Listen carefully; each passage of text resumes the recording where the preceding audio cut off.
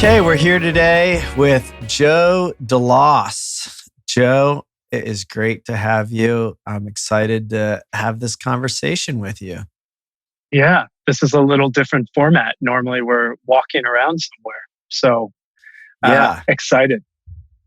Yeah, I enjoy those walks and our conversations, and it's fun for me to do this kind of stuff with people like you because we've had some really deep conversations about work and life and family, and that's really the inspiration for this podcast. Is I love being in that kind of dialogue with people and really, kind of getting in under the, surface and finding out what's going on with life. And so sharing, life with people and sharing this kind of shared human experience is really the purpose of the podcast. So you're like the perfect guest because we've done this before in other walks and ways. And so it's fun to get a chance to share it with the audience.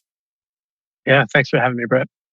Yeah. So let's start at the beginning. Talk to me about the early childhood life of Joe and kind of your family dynamics, where you're from, Yeah. anything that, maybe you remember that feels relevant about your childhood. Yeah. Little Joe hailed from Gahanna, Ohio, right here in central Ohio. And yeah, had a really strong kind of family unit, and so grew up in the suburbs, 2-parent home. I had a significantly older sibling, not significantly older, but 9 years older, which is a big gap when you're Mhm. a little one. And Yeah. so, had kind of, in many ways, my sister, especially in that early part of my life, was kind of a more maternal force for me at times than a sibling. Um, Full circle, she and I now are in more similar parts of life, and our relationship dynamics really different. But yeah, so grew up in Gahanna, had a lot of extended family surrounding me, which was lovely, and had a lot of just really impactful adults in my life, both family and non. Um, and I think for the most part, my dad was. My mom, for a lot of those early years, was a homemaker and worked jobs that were compatible with my schedule as a young elementary school kid. And so that, I just had a lot of support and access. And similarly, my dad was just before my life. My dad's career changed from really a more blue collar field as an auto mechanic, to ultimately really growing a huge and successful professional career selling automotive equipment. Mm. And so my sister and I had kind of different experiences in life because she was around for some of that just harder dual income life. Um, and so yeah, so fast forward, I had a dad that traveled a lot, but made it home for every birthday and every sporting event he could, and was a coach and super active. And I had a mom that was just really engaged in my development and support. Looking back now, it's a just tremendous privilege that I was set up that definitely came into play as I grew up. Mm. Yeah. And I hear that a lot on this show. It's probably more common that we hear, a story that has some trauma or divorce or, any number of difficult, childhood experiences. But we do hear a fair amount of stories like yours where there's a lot of support, and I love hearing it. I think this is kind of the aim, and we should highlight when parents are doing it really well. It sounds like that was the case for you, that there was a lot of love and support that allowed you to have a certain kind of experience that sounds pretty good. Is that fair? True?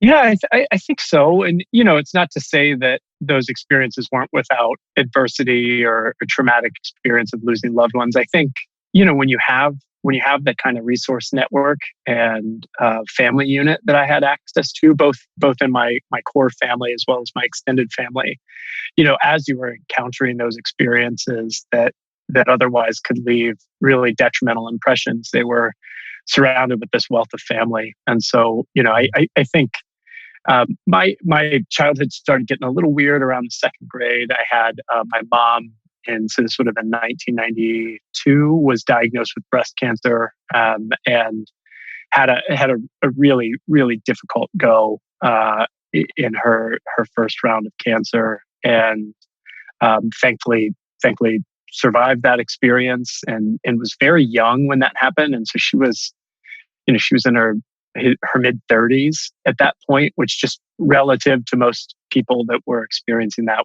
was on the young end. And so what was interesting is that simultaneous to that experience, the universe had kind of conspired to get my dad a professional opportunity in Minneapolis.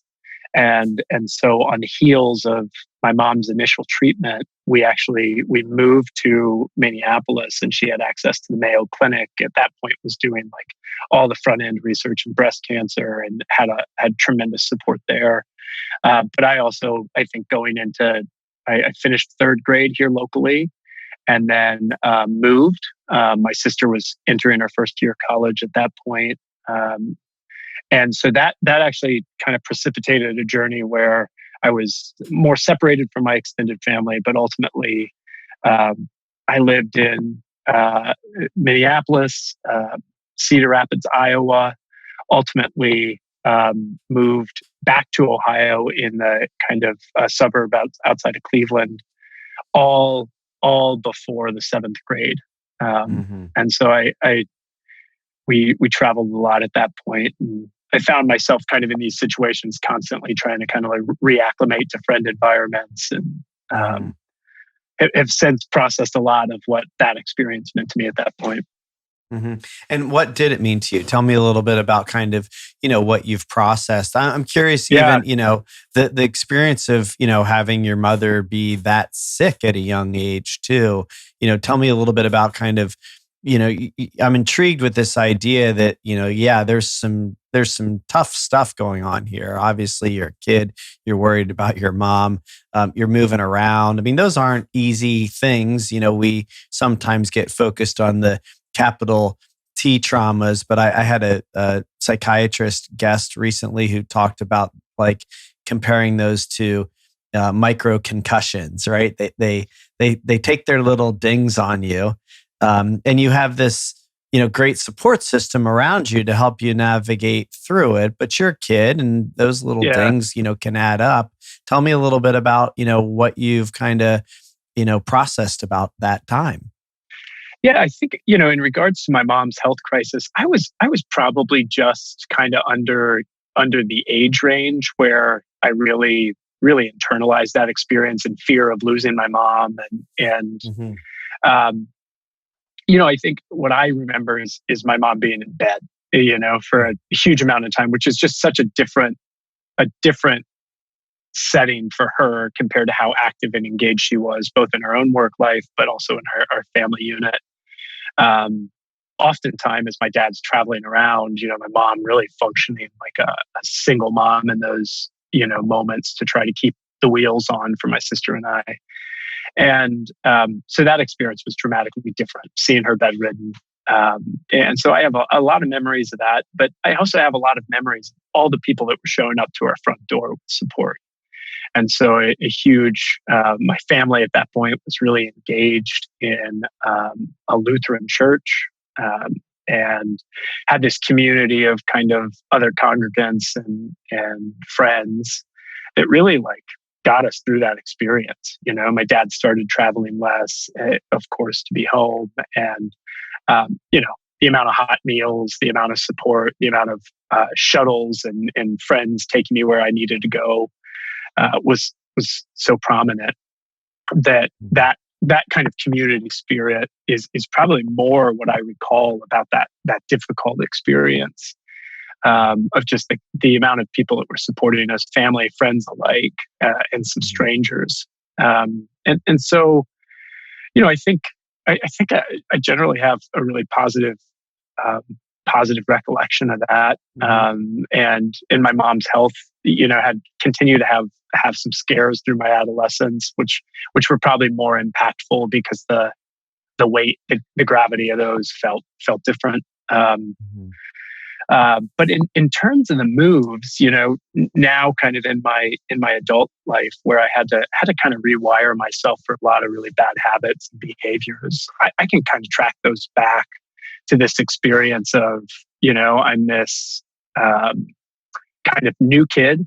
I'm a new kid. I'm anxious about making friends, fitting in, feeling insecure. I was like most of my adolescence was pretty chubby kid, and just had these experiences where every time I got to go to a new school, I got to kind of make up the stories and the identity that I wanted to fit in, and they were happening in such quick succession that I was able to kind of like roll with this new identity of the Joe I wanted to be to make friends and win kind of hearts and minds.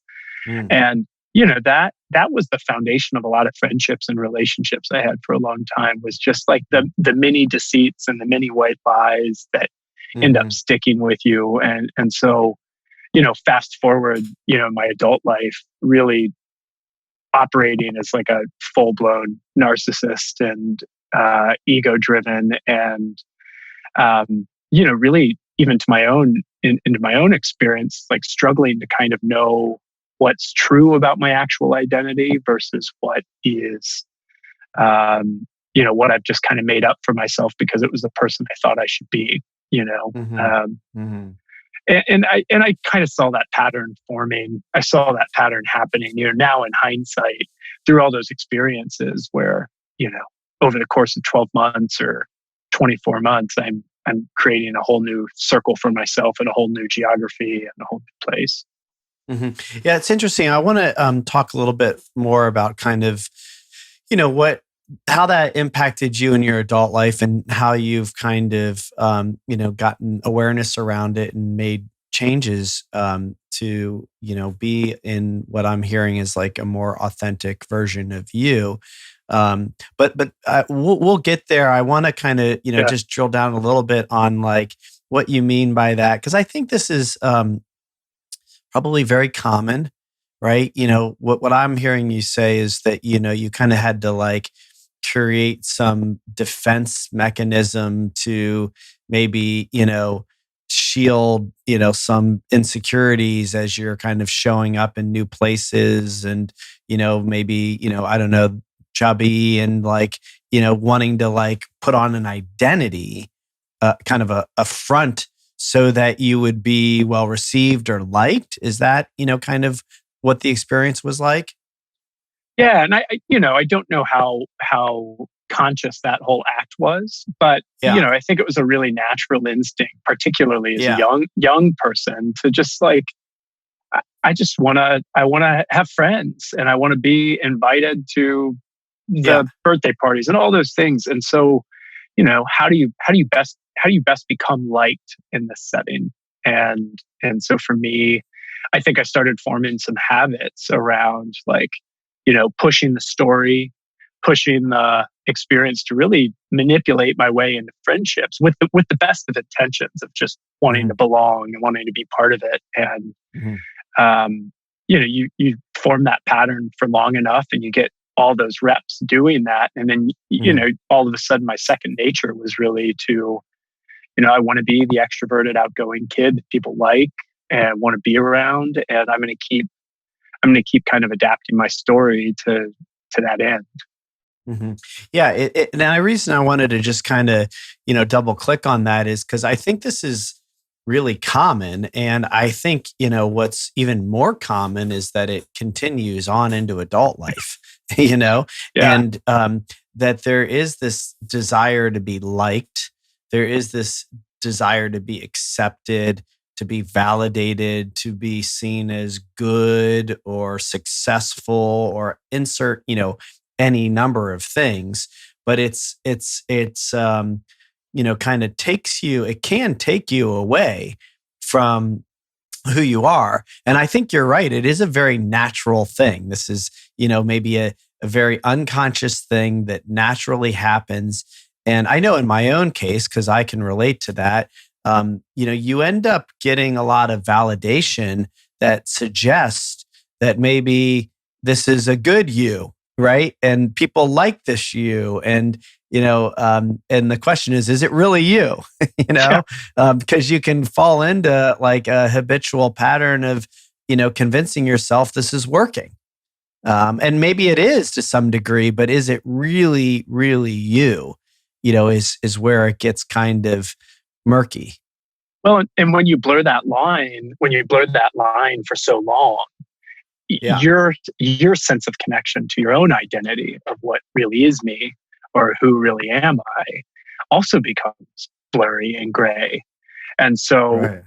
particularly into adult life, I think especially for entrepreneurs and others, there's so much romance painted around the identity that you can become, and the grit and the adversity and all these things, that you start to believe it because you have no connection to your own center.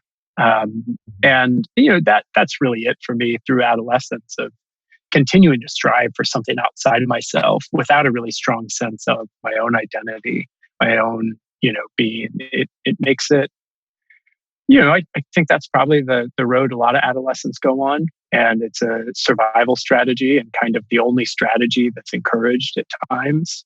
And so, yeah, I definitely went on that. And to your point, all those habits, all those habits you form as a prepubescent and pubescent kid that get you liked or get you affection, just, nothing different. So you just continue them. You continue them Yeah. into your job and your life and in your relationships. Yeah. Well, we're going to come back around to kind of how you've discovered that, how you got conscious to it, and what you did to shift. But I want to just kind of go back to this, kind of adolescent stage. Tell me a little bit about kind of what does that look like? What kinds of things are you into? What kind of student Yeah. are you? What are you, what's that version of you look like? Yeah, I mean, kind of academically, I always performed pretty well. I performed pretty well. I never worked really hard, and so I was like always a solid kind of B plus A minus student.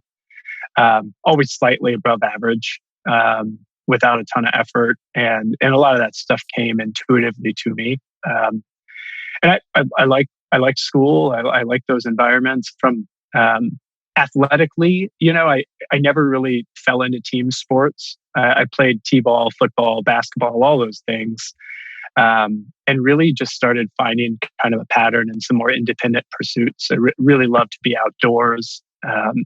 Started mountain biking in middle school, from moving from BMX bikes to mountain bikes, and really found a lot of excitement and appreciation for that sport, which sticks with me now. But yeah, so I was engaged in a lot. What's interesting is I did start really forming this entrepreneurial streak really early in my adolescence, and was just always interested in making money myself.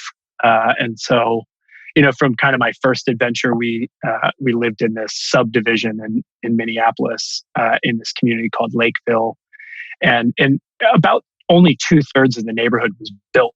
There were all these empty kind of lots everywhere. So there's always construction workers in the neighborhood.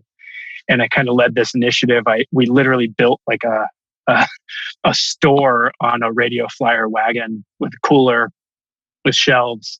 And my friends and I would steal all of this, like cold soda, popsicles, candy, snacks from our houses. And we'd go around and like sell like cold pop and popsicles to construction workers working out like under the hot Minnesota sun. It lasted a few weeks. Until all of our parents realized what we were doing. It was super profitable. Yeah.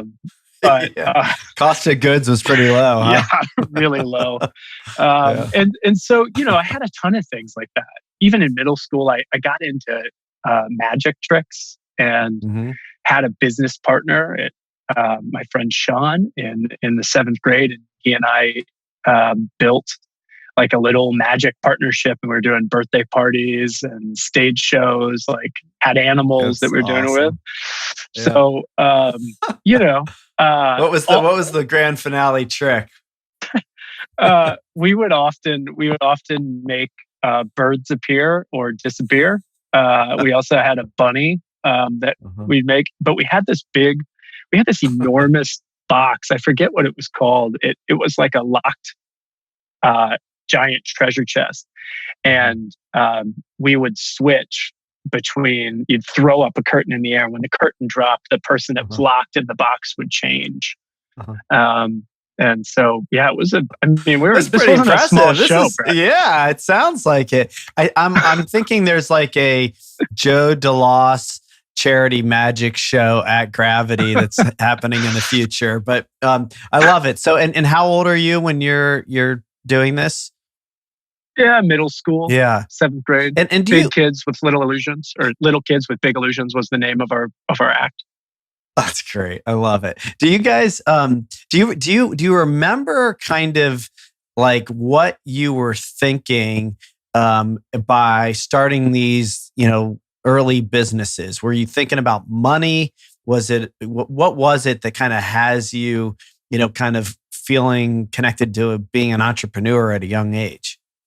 Yeah, I mean, I think a lot of it was the freedom of earning income to buy the things that we wanted, Hmm. and we were, especially I had this like relatively charmed suburban life, and so it's not like I didn't want for much. But had parents that were always, if I wanted a new bike, I was going to pay for half of it. If I Hmm. wanted, so there was this idea, this kind of like work ethic built in that you're going to have to take ownership of these things you say you want. Hmm. And so a lot of it was for things like that. I remember the first kind of nice BMX bike I bought. I rolled into the store, the bike shop, with probably $90 in quarters and change, Hmm.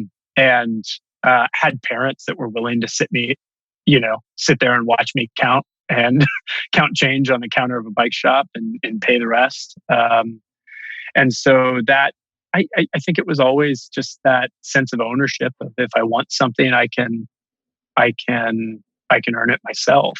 Hmm. Um, And and did that continue yeah, on as you kind of go through high school? Do you continue to have a number of different entrepreneurial efforts? yeah, I couldn't help it. I was starting to work. I started to work as soon as I get a worker's permit. And I worked at like a snack bar at a country club. And when I was 15 and a half, and one of the jobs I carried for most of my high school experience was working as a server in a mixed aged retirement community, from nursing to independent living. And I found this weird niche with most of the people I was serving in the restaurant, that many of them had lost their license but still had their car. Mm. And so I started a side business, driving people around in their own cars, on errands, dinner, whatever. And so I was like a 16, 17-year-old driving around all these like giant ass Cadillacs and Lincoln Town cars, That's taking people great. to Applebee's and wherever Uh-huh. else to their beauty shop. And I would usually I get paid kind of a rate, an hourly rate. I'd charge them, plus they'd buy me pie at Uh-huh. the diners they take me to. But yeah, so I did that. And then probably the first time I realized I could make more money myself than working for other people, I was kind of like an amateur musician uh, through high school and played in some bands with friends. And I started teaching guitar lessons in my basement. And it got to a point where, I had, uh, 15, 20 students, and realized that my hourly rate, I could make more money working independently Hmm. than I could, working in any job. And so, yeah, that probably was uh, I don't know, probably sophomore through senior year of high school. I was teaching guitar lessons to kids, Mhm. to adults. Mhm. And so, yeah, it continued always, Mm. and even continued well before I had any professional success as an entrepreneur. Anytime I had a job, I always had a hustle. And Mhm. because of all the access I had, those hustles were always legal, which is Mhm. very different than the experience of, my current kind of work life and the folks I work with. Mhm. Very similar entrepreneurial spirit, but mostly legal Mhm. hustles. Yeah. And so, I can tell, you clearly start to get the bug and you start to connect some dots that, you can make more money working for yourself. That's a great learning at a young age to have. Do you go away to college to like, what's your Yeah, thinking, as far as like your future? Do you see yourself like going to be an entrepreneur, and what's the college step for you? definitely always saw myself, aspiring to work independently, work for myself. Worked multiple jobs all the time, whether they're side projects or kind of more legit employment environments. But yeah, I don't think I ever thought I wouldn't go to college. Which is also just kind of a mark of the privilege and the environment I was in, um, and so yeah, it was the kind of the only step for me that I imagined for my life, and now, of course, know how much of a privilege that was. But I applied to one college and I got in and I went. I went to Capital University here in Central Mhm. Ohio, and so at that point I was in high school up in Northeast Ohio, and so it was kind of a homecoming to me to be around my extended family who was still here in Central Ohio. All my grandparents that were living were down here, and I really wanted to be back and close with them. I had strong relationships through my childhood with them, and had spent a lot of my childhood moved away from them, and so it was really nice to come back down to school and be able to go to the Chinese buffet on East Broad with my grandparents, or wherever they wanted to go. And so, yeah, it was a bit of a Mhm. homecoming, but I went to Capital and, started kind of my collegiate career floundering around, figuring out. I think I came in as an education student to become a teacher. I don't know where that came from. And then a poli-sci student thinking I would become a lawyer. And none of these are careers that were in my family or anything like that, but ended up starting to Mhm. feel really comfortable in kind of the business classroom, and that's ultimately where I ended up getting a degree in business and a degree in communication Mhm. during my time there. Mhm. And so, then what? Tell me. I'm Yeah, curious as you start to kind of get into your career.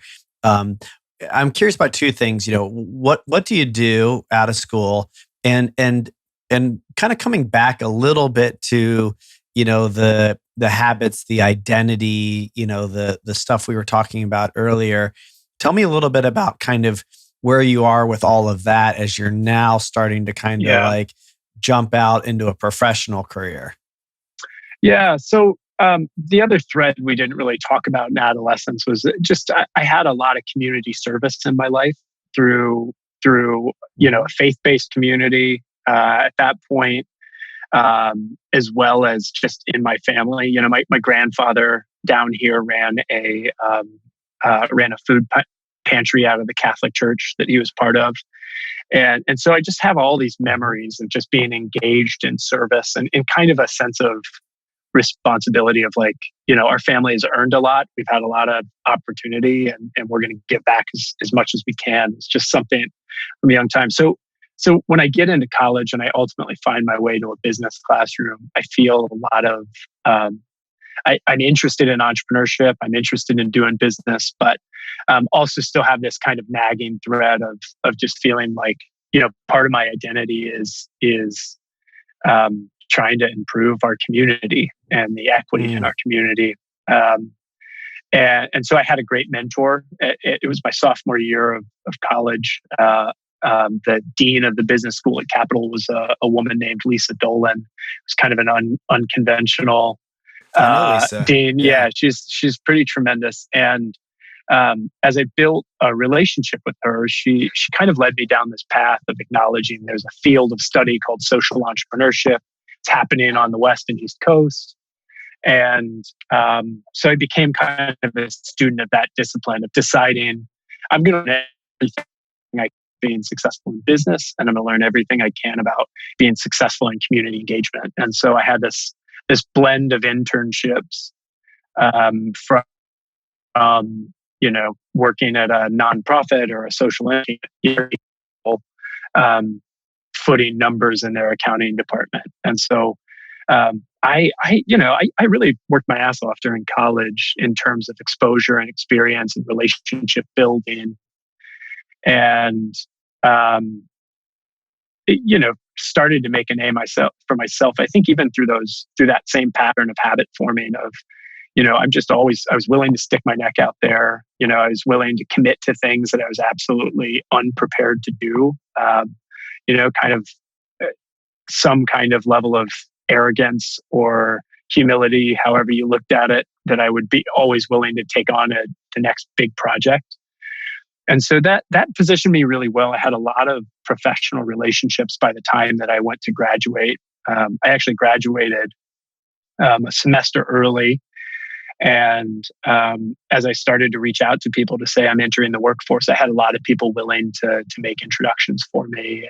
So my first job was as an investment bank analyst at a firm that at that point was called Lancaster Pollard in Columbus.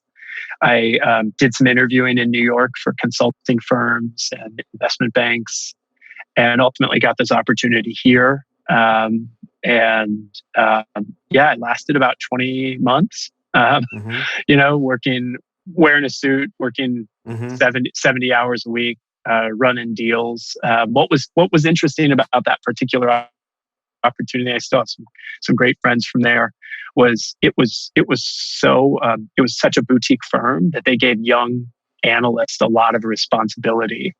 And so just from like a financial acumen and competency, I started learning some lessons in business that were just probably above my pay grade. But I was eager for it. And I had made such a name for myself as being kind of a unique individual that I definitely didn't fit in that corporate environment. I've never really fit in a corporate environment, but I would take the bus from my house, and I would in my suit would be skateboarding to the office, and was just like doing anything I could to not conform, for better or for worse. And I think a lot of that was probably driven by ego, some by individuality, but and the reality is all those things, all those habits, because of the way we kind of like,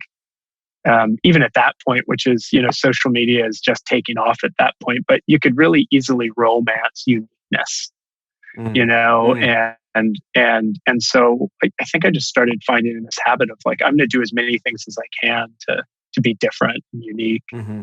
It's interesting. So, yeah, because, you say it's part, in, kind of a desire to be, I don't know, unique. But in part, it's being unique to be unique, right? So it's some of, right. And I don't know, I think I had a similar experience. I worked in banking and felt, very much not energetically aligned with, the environment I was in, and have always kind of identified with being, more unique or kind of outside the traditional norms. And I think, I think that for me, it just feels like more me, but I can see how it can also be something that is really driven by a egoic desire to stand out, And so kind of how you differentiate between the two is an interesting thing, right? Because you are unique, I think. I mean, I think we all are, but I don't Yeah. know. What do you think? Yeah. I mean, I think you know, for the moment I'm at now, I'm with you. I kind of believe we all have this um, really unique thumbprint that we can leave on the world, and that's not out of like arrogance, but really just out of the spirit of we all bring something different to offer. To make this universe function the way it does, and so I definitely believe that about myself, and I try to find that spirit in others. And I think that's where I connect most authentically with folks now. But yeah, I think being cool is, being cool is a pursuit. It was a pursuit for me, and whether that was earned through unique hobbies or the ability to speak well in public and make people laugh, whatever that was. I think I just ran a balance of like leaning on those competencies in sometimes a manipulative way to build relationships and friends. Mhm. Whether it was like somebody I was romantically interested in, that I would kind of would conform to, what's the identity that this person's going to be most attracted to, Mhm. or and it became kind of a slippery slope. Yeah, it's interesting, and I want to hear about Hot Chicken and the formation and the journey of all of that. But Yeah. I guess I'm going to pull on this one a little bit more because I think this is really very important and good. You know, um, I think you're really good at all of those things. It's just kind of like my external perception of you, and maybe I'm projecting. I don't know because I can really relate to what you're saying. I think we're very similar in this way.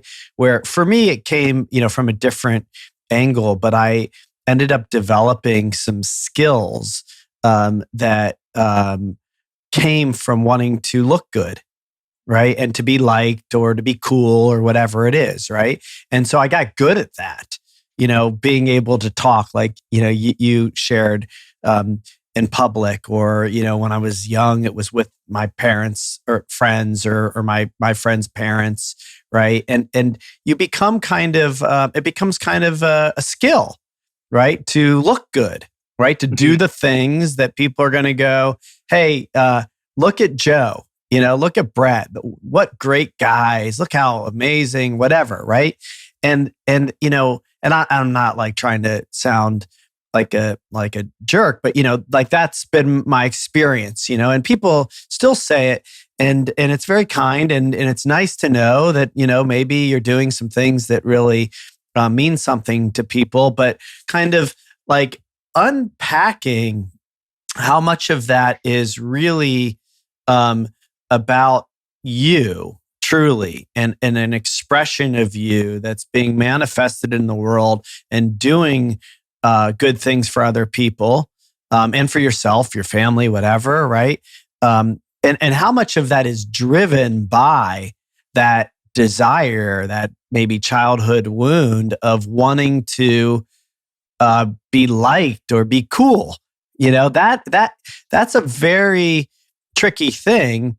Because it's not all bad, right? I mean, some of the skills that you developed while trying to look a certain way are good things to have. It's not so bad to be able to, speak in public, or, Yeah. I don't know, drive some success. But, tell me a little bit more about what you think for yourself that experience has been.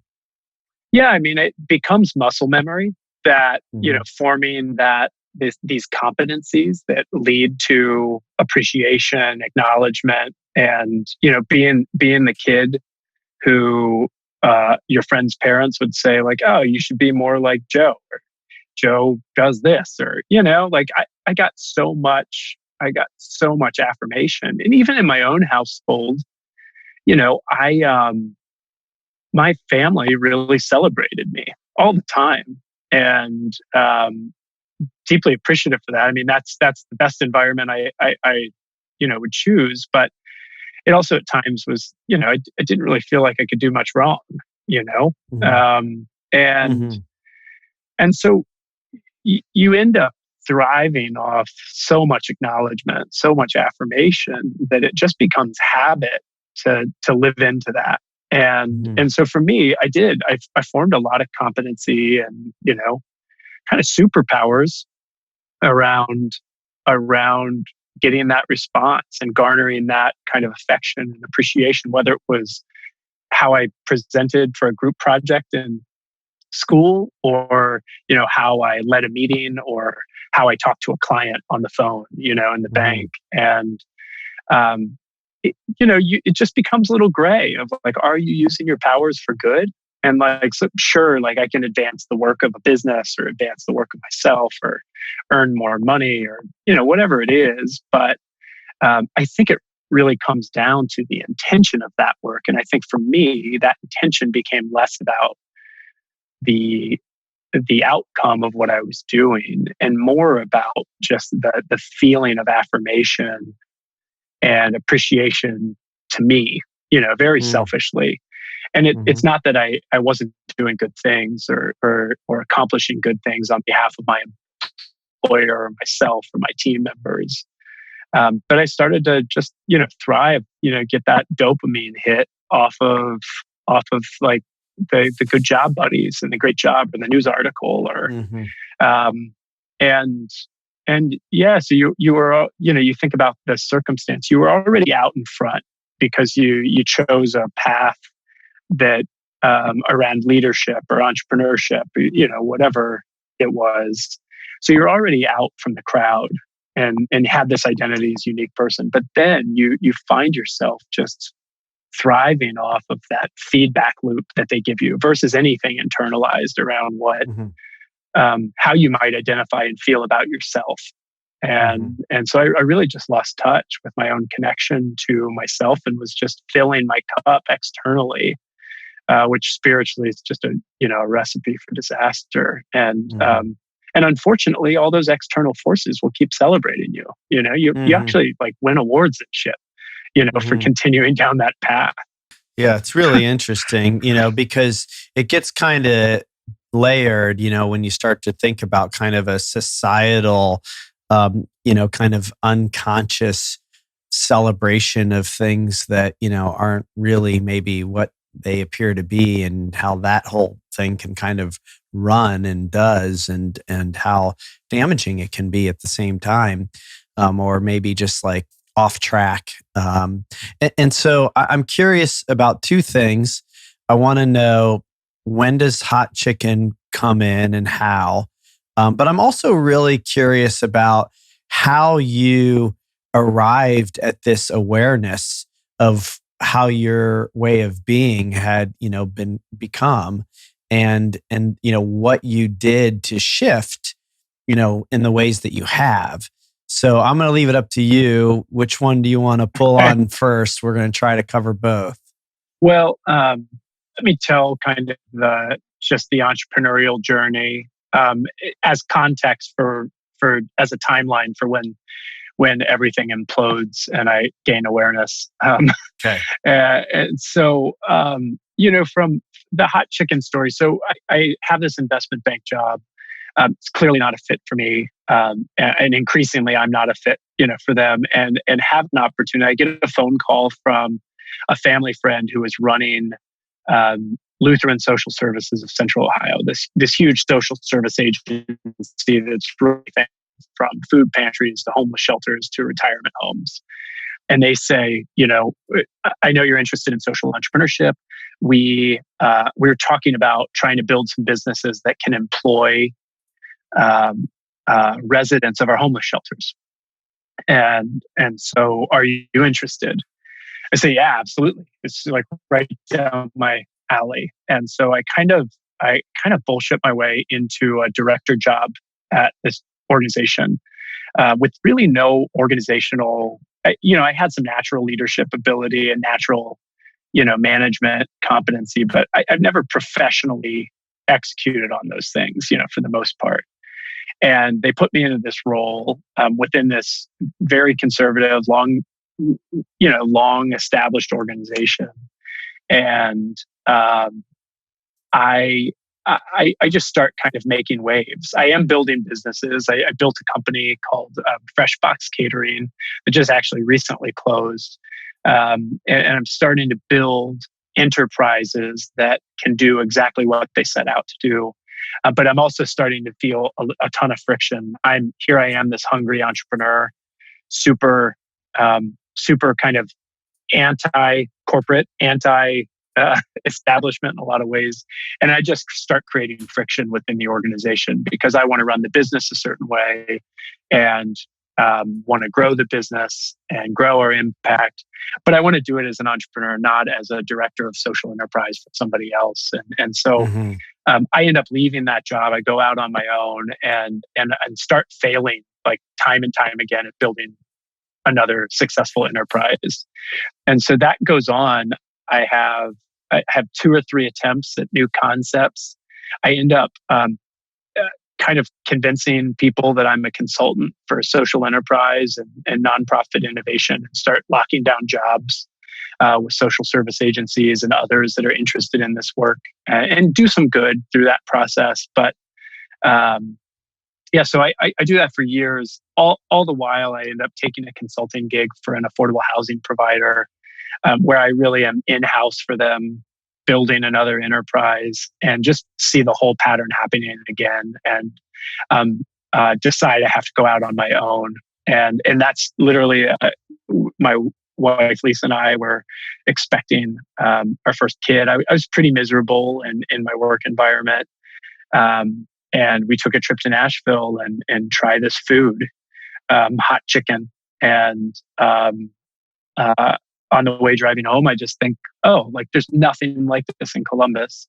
Maybe this is the idea. And I buy a fryer, I Google how to fry chicken, and we kind of go down this path, which is a story that's, we've told that story a lot about how the business grows, but super scrappy. And I'm kind of like working full time, moonlighting as an entrepreneur. At some point, I quit working full time. I go all in on hot chicken. My wife Lisa is really at home, like raising our new infant at that point, and working for healthcare for us. And we just kind of cobbled together this story, which is now 7 years old, and our business is growing and it's had a whole set of adversity in its own. But that's probably a less interesting story than my spiritual implosion and explosion, and how I bring awareness to this stuff and break some terrible habits. Yeah, let's get into that as we start to kind of move to wrap up. But because that seems really important for people to hear, and I appreciate your transparency and sharing this part of your journey. I think it's just reflective of the subject. You kind of fast forwarded through the hot chicken story, which is great because you're right. That story's told and probably can be heard elsewhere. And what I really want to do is kind of share the Joe that maybe, not everybody gets to hear all the time. I will just say, it's a great story, the hot chicken story. And I think it's interesting because, you say it's 7 years old. It feels like you pretty quickly, and maybe this is a good segue into the spiritual piece. My recollection is you pretty quickly became a very hot commodity in this town. That there's a real sex appeal to, hot chicken by itself, right? Not in this town. It's a real, became real hot in Nashville and trendy and, popular and sexy. And then, you bring the social aspect to it. And, you're a young, good looking entrepreneur in this town, and the town's hungry for, that kind of a story. And so you become, the one of a real popular kind of story in this city, Mhm. and the accolades come, the awards come, the PR comes, and I could see pretty quickly how all of those childhood things start to become pretty magnified as an adult now. So I don't know, maybe you can just speak a little to that as you kind of start to segue into what happens spiritually.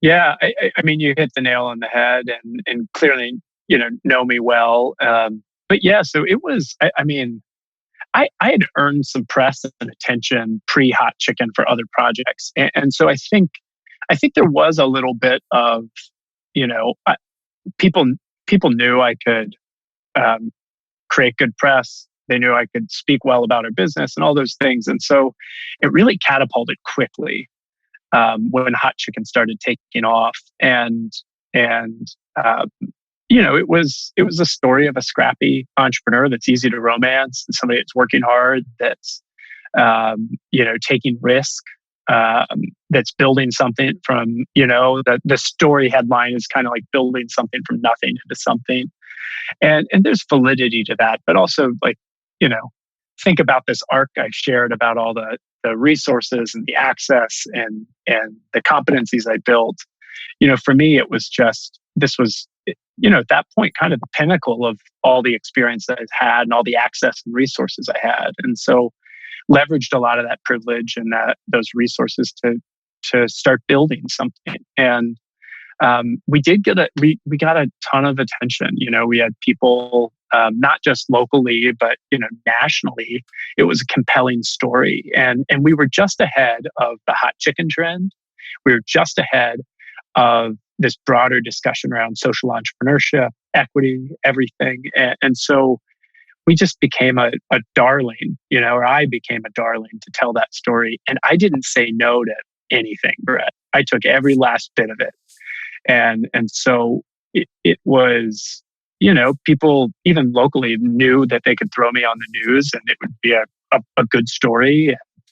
Um, so yeah, I definitely took advantage of that. It definitely boosted our business in a phenomenal way too. And it positioned us to get investment dollars. We had acquisition offers. We had all of these things really quickly. And so from a personal perspective, alongside that journey, I am, a few years into marriage. I'm, very recently into fatherhood, and all I knew how to do was get kind of my identity and my fulfillment out of external resources. And so whether it's press or attention, I wasn't showing up present. I wasn't present at home. I didn't know what that meant either. But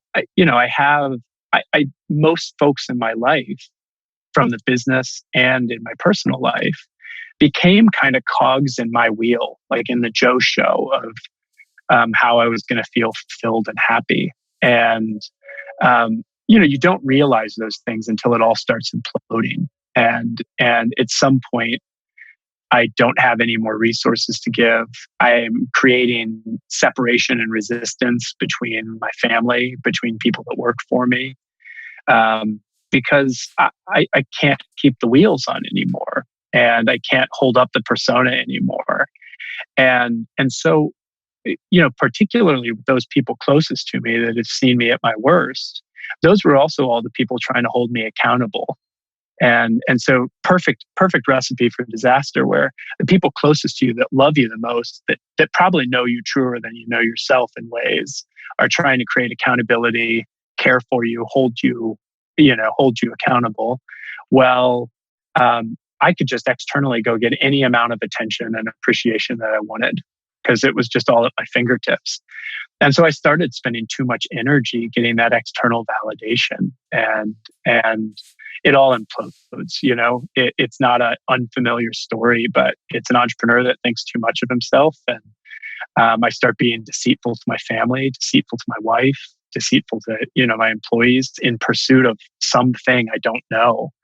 and the wheels just fall off. I'm in jeopardy of just ruining my relationship with my wife, Lisa.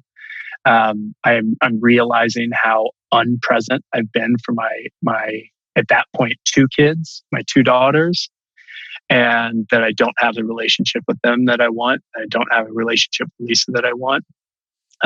And when you start kind of peeling all those things away, you realize you're the broken piece in all of it. And so that, I came to those, revelations because they were forced on me, and I felt, miserable and uncomfortable, and was in jeopardy of, at times felt like I was in jeopardy of losing the company because, we weren't maturing fast enough or growing in a sophisticated enough way. Definitely was in jeopardy of losing my family, or the desired bond I had with them. And so, we sought help. It was counseling, it was couples counseling, it was personal counseling. I got to work for a half dozen sessions with a great clinician, Norman Chubb, in town, who had made a name for himself with just working with pain in the ass entrepreneurs, and I got to have him yell at me for about a half dozen sessions before his untimely passing, and have kind of surrounded myself both with clinical work and then additionally started really unpack this spiritually. And during that journey and kind of the peak of it, the worst of it, had an opportunity to work with a really great spiritual coach locally, Juan Alvarez, who's really taught me about meditation, who taught me about presence and acceptance. And I started having this kind of deep evolution around accepting myself and loving myself in a way that I just really hadn't ever. And so, yeah, so that would have been, that Hot Chicken we had 3 restaurants at that point. We had just opened our 3rd restaurant. We opened 2 restaurants in 6 months, and number 2 and number 3, and it was a shit show. It was a disaster. It was we just didn't know what we were doing, and we're under resourced, and so it all kind of came crashing down at once. And I slowly had an opportunity to rebuild, and had a lot of loved ones that gave me the space and grace to do it, and started giving me affirmation for really, really authentic, positive things, and I started affirming myself and dialing into that truth. And so it's evolved, my spiritual practice and my journey keeps evolving, and it'll continue. But I'm in a space now where I have kind of a care routine for myself and for others that really allows me to be more present, and to not be an egomaniac or a narcissist. And so it's like all those things kind of sit on my shoulders, and I have a lot of fear. I have a lot of fear about falling in the same pattern. And so, I was an addict to all those things. And it's daily work and a daily practice to not fall back into the same routine. Thank you for sharing that. I think, what's kind of, I have a worldview that everything is kind of happening in a grand architecture that we don't always understand. And that's a very spiritual view for me. That's what I call God.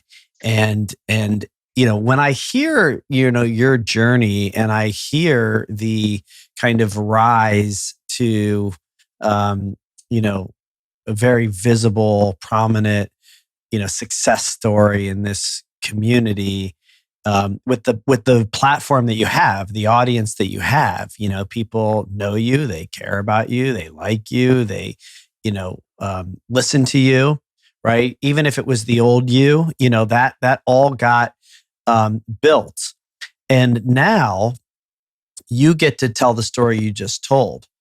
And a lot of people get to hear it because that first part happened, right? And so sometimes I just wonder, it just feels all a part of a design that doesn't seem to make sense all the time. And sometimes when we're in it, but in hindsight, like I'm just sitting here listening to this story thinking, this is what people need to hear. And they couldn't hear it if you hadn't had the other thing. Right. Yeah, of And course. so, just like, thank you for sharing that. And I relate to your journey. And it's the purpose for this podcast is because you and I are not alone. We've both struggled with similar things, and it's really hard work. I also had the pleasure or pain of having Norman scream at me for a lot longer than 6 sessions, and have continued with some of his disciples and continue to do this work because it is a life's work. And you're right. The kind of unconscious ego can slip back into the driver's seat if you're not paying attention. And yet, my experience, and I kind of felt this in hearing you, is that the freedom and the kind of feels, the embodied experience of being authentic and loving in the way that you get to be now with your wife and your kids and your team and whoever else you give yourself to, that feeling of showing up, including yourself, right? That feeling of showing up as you, and not, chasing that other, mirage. Once you can kind of taste that enough, you realize how much better it is. And that's how, you change is by getting a real taste that, there's a freedom in just being that's so much better than, whatever high you got from whatever accolade you were given, Anyway, I see that in you. I heard that in your story. And any kind of final comments as we start to wrap up? But mostly I just have a lot of gratitude for who you are, this version, all of it, really. The whole story, all of it. But I love your journey, man. I really give you a lot of credit, for that, for just being human and real and on the journey like everybody else, Yeah. I'm appreciative to tell this story. And it's, for all these podcasts I do, this isn't the story that gets told, and so your platform is needed. And I believe too, there's a design, that's divine and that if all we do is show up for that divinity in ourselves and for others, it'll keep playing out without a ton of resistance. And it is liberating, and I often am having this conversation with other entrepreneurs like you. And I think it's just important that we acknowledge that this path to that sense of liberation, isn't and shouldn't be a privilege of having resources, having wealth, being self-employed. And just increasingly we, as a community of entrepreneurs and a community of other divine beings, just need to think about how do we create this space and hold this space for others to have. I think you're clearly trying to live that and do that with gravity and with your projects. We're trying to do that in our own business, and we need more people that come to this conclusion, because I think it runs the risk of just being another elite privilege of owning a business or being self-employed or having resources. And so I'm grateful this conversation's happening, and I want to keep being a proponent for people to find this space and truth in themselves and acceptance, because it is liberating and it makes your experience in life so much more beautiful. And it allows your cup to run over to others. And I'm grateful to share the story. Thanks for having me, Brett. Awesome. Thank you, Joe. Thanks for your friendship. Keep up the good work. Thanks for taking some time to do this. I really appreciate it. Yeah. Take care, friend.